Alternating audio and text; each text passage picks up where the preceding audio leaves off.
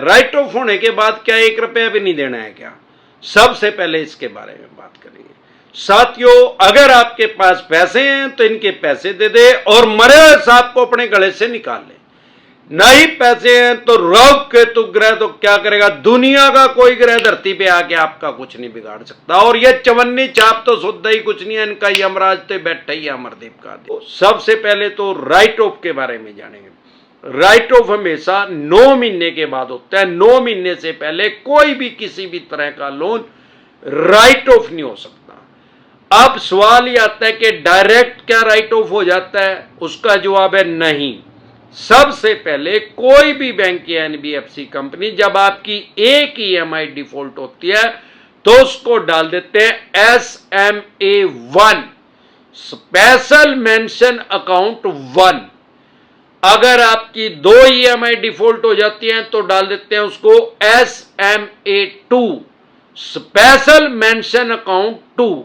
अगर 3 EMI default हो जाती हैं तो आपके लोन को डाल देते हैं NPA, नॉन परफॉर्मिंग एसेट। ऐसा पैसा जो बैंक या एनबीएफसी कंपनी को उसकी नजरों में अब फायदा नहीं दे रहा।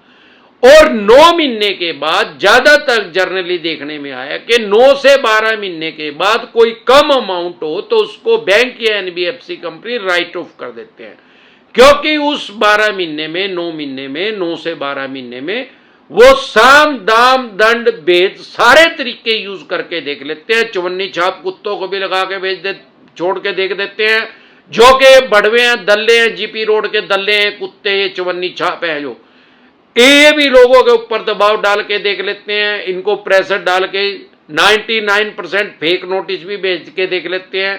तब इनको लगता है कि भाई ये पैसा अब मिलेगा नहीं।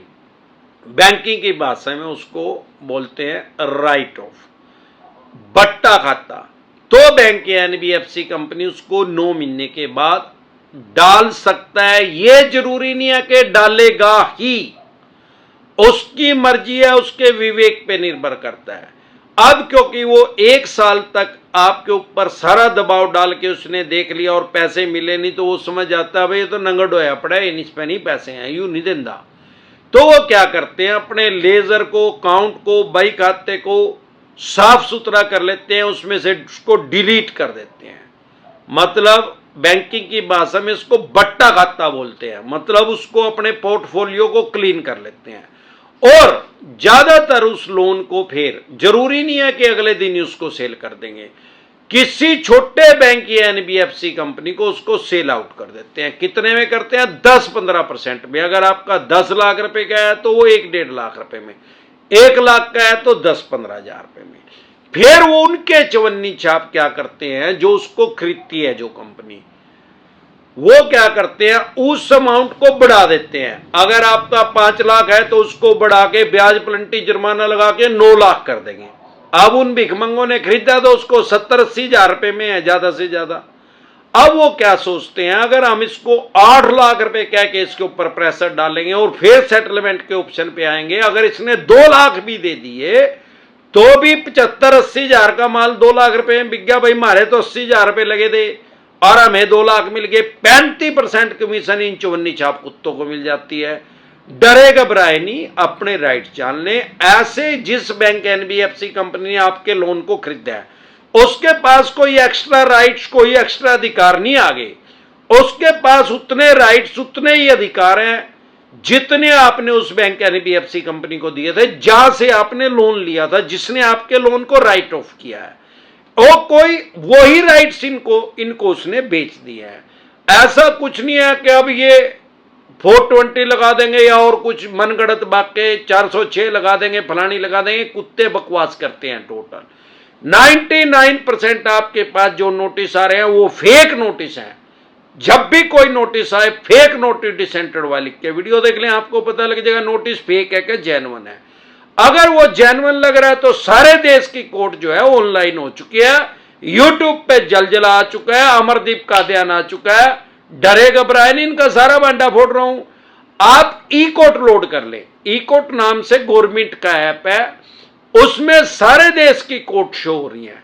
उसमें चवन्नी छाप फेक एंट्री नहीं कर सकते। अब आप ई कोर्ट आपने लोड कर लिया, बहुत से कमेंट हमारे यूट्यूब चैनल पे आते हैं जिसका नाम डिसेंट एडवाइज है कि सर हमने ई कोर्ट लोड कर लिया, ई कोर्ट चलाना नहीं आता। अरे यूट्यूब पे 500 वीडियो डली हुई है यार, ई कोर्ट चलाना जो सिखा रहे हैं आपको। एक फोन में यूट्यूब पे चला लो वीडियो और दूसरे फोन में अपना ई कोड चला लो, इजीली चल जाएगा। बिल्कुल आसान है, पेटीएम की तरह चलाना आसान है, जब कोशिश करोगे तो आ जाएगा। अब अगर आपके ऊपर असल में केस हुआ है तो अगर वो इन्होंने चेक बाउंस का केस किया है तो तुरंत प्रभाव से बेलेबल ऑफेंस है, जमानती अपराध है, तुरंत प्रभाव से इसमें जमानत हो जाती है, अपनी जमानत करवा ले और फिर माननीय सुप्रीम कोर्ट तक जाते हैं, 40-45 साल लगते हैं। अब ये सवाल ही आता है कि सर राइट ऑफ क्या कभी हट सकता है? भाई उसका जवाब ये है हां, अगर आप ब्याज प्लंटी जुर्माने सहित, फॉर एग्जांपल आज आप पैसा देने जा रहे हैं इनका, आज तक का सारा पैसा आपने दे दिया ब्याज प्लंटी जुर्माना लगा के, तो फिर आपके जो सिबिल है उसके अंदर क्लोज लिखा आ जाएगा, वो राइट ऑफ शब्द जो है उसमें से हट जाएगा, वहां क्लोज लिखा आ जाएगा भाई ये जो लोन है वो बंद हो गया साफ सुथरे तरीके से। अब सवाल ये आता है कि अगले महीने ही आ जाएगा, 2-3 महीने लग जाएंगे उसमें अपडेट होने में। अब सवाल ये आता है अगर उस बैंक एनबीएफसी कंपनी ने लोन वो बेच दिया तब क्या फिर भी वो राइट ऑफ हट जाएगा? उसका जवाब है नहीं। अगर आपने जिस बैंक एनबीएफसी कंपनी से लोन लिया और उसने राइट ऑफ कर दिया और उसने वो लोन अभी बेचा नहीं, आगे सेल नहीं किया मार्केट में, आप उसका सारा पैसा ब्याज प्लंटी जुर्माने सहित दे देंगे तो वो उसको हटा देगा। लेकिन अगर आपने उस बैंक एनबीएफसी कंपनी ने किसी और छोटे बैंक एनबीएफसी कंपनी को बेच दिया और वो आपको ये कह रहे हैं कि आप इतने पैसे दे दो आपका राइट ऑफ हट जाएगा, भाई उसको सारे पैसे भी दे दोगे, ब्याज प्लंटी जुर्माना भी दे दोगे तो भी राइट ऑफ वो हटा नहीं सकता, उसके पास राइट्स ही नहीं, अधिकार ही नहीं है। क्योंकि उस बैंक एनबीएफसी कंपनी ने तो 10-15% में उसको बेच दिया, 10 लाख का लोन 1.5 लाख में बेच दिया। अब अगर वो आपसे 5 लाख रुपए भी लेगा तो वो उस बैंक को तो देगा नहीं 3.5 लाख रुपए, उसने तो 1.5 लाख में खरीद रखा है वो। तो जिस बैंक एनबीएफसी कंपनी ने आपको लोन दिया है उसने राइट ऑफ किया, मतलब अपना घाटे में बेचा है ना, 10 लाख का माल 1.5 लाख में बेचा है तो उसने तो राइट ऑफ कर दिया, वो उसको कभी नहीं हटाएगा। गफलत की स्थिति में ना रहे, अपने राइट्स और अधिकार जान लें। 2 तरह के नोटिस को कभी भी अवॉइड ना करें, एक 138 जिसको सामान्य बोलचाल की भाषा में चेक बाउंस बोलते हैं, अगर आप इसको इग्नोर करेंगे, हल्के में लेंगे तो आपका बेलेबल वारंट इशू हो जाएगा, फिर नॉन बेलेबल वारंट इशू हो जाएगा। अगर फिर भी आप कोर्ट में नहीं जा रहे आपको पीओ घोषित कर दिया जाएगा, मतलब कोर्ट की भाषा में उसको बोलते हैं बगोड़ा घोषित कर दिया जाएगा, एक कोर्ट की अवमानना में कंसिडर होगा। आपके 2 लोन डिफॉल्ट हो गए, 5 हो गए या 25 हो गए, क्राइम में कंसिडर नहीं होता, अपराध की श्रेणी में नहीं आता।